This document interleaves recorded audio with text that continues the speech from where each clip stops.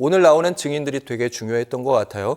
계엄 당시에 국회로 왔고 이런 군 관계자들, 계엄군이라고 하는데 계엄군 당시 사령관들이 있었고 그들의 참모진들이 나온 것으로 보이는데 어떤 얘기들이 좀 있었습니까?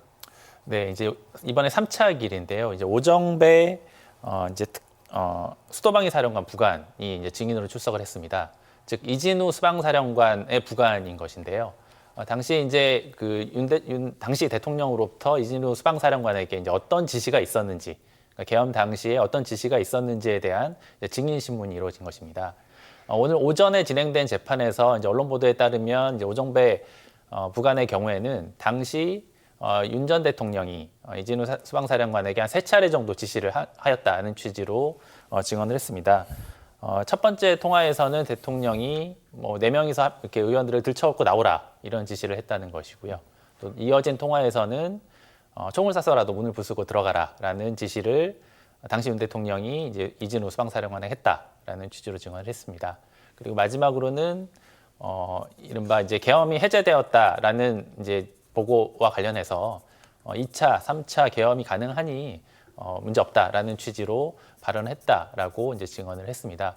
사실 이제 당시 윤 전 대통령이 어떤 지시를 했었는지에 대해서 이진우 사령관이 명확한 이제 증언을 하고 있지 않은 상태에서 이제 부관의 구체적인 진술이 나왔기 때문에 이진우 사령관에 대한 어떤 지시가 있었는지 이런 부분에 대한 어떤 검찰증, 입증이 이루어진 측면이 있습니다.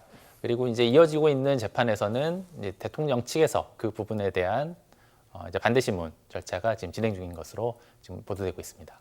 알겠습니다. 그러니까 이진우 수방사 사령관의 부관으로 대위 신분이었다는 거잖아요.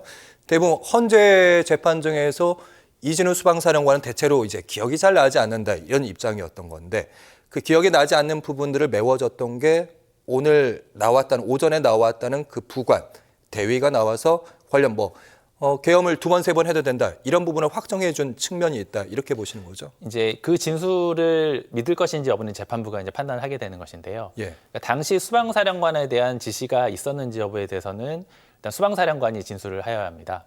검찰 단계에서는 일정 부분 진술을 한 것으로 보이는데요. 다만 이제 법정에서 어떤 입장을 밝힐지 그리고 특히 이제 헌재의 어떤 심리 과정에서 그 부분에 대해서 말씀하신 것처럼 명확한 진술을 하지 않은 상태이기 때문에 결국에는 이진우 사령관이 진술하지 않는 부분에 대해서는 당시 이제 현장에 있었던 이제 부관의 진술이 중요할 수밖에 없는 상황입니다. 따라서 검찰은 그렇게 주장을 할 것 같습니다. 그러니까 이진우 사령관의 관련 진술이 있다면 그 진술에 대한 보강 증거로 증언을 이제 활용하게 될 것이고요. 만약에 이진우 사령관의 진술이 없다면 이 부관의 진술을 가지고 해당 부분을 입증을 이제 하는 상황입니다. 그리고 이제 같이 진행되고 있는 이제 박정환 특전사령부 참모장, 이 경우에는 이제 곽종근 이제 특전사령관의 경우에는 당시 이제 부당한 지시가 있었다는 취지로 증언을 한 상황이기 때문에 만약에 이제 박정환 참모장이 이를 보강하는 진술을 한다면 당시 이제 윤 전 대통령이 특전사령관에게 이른바 부당한 지시를 했다라는 점이 일정 부분 입증될 가능성이 현재로서는 좀 높아 보입니다. 국회 활동 방해로 이어져서 내란 혐의까지 더 가능성의 농도를 높여준다. 그렇습니다. 그런 진술들을 할 것이다 이런 말씀이세요? 그렇습니다. 알겠습니다.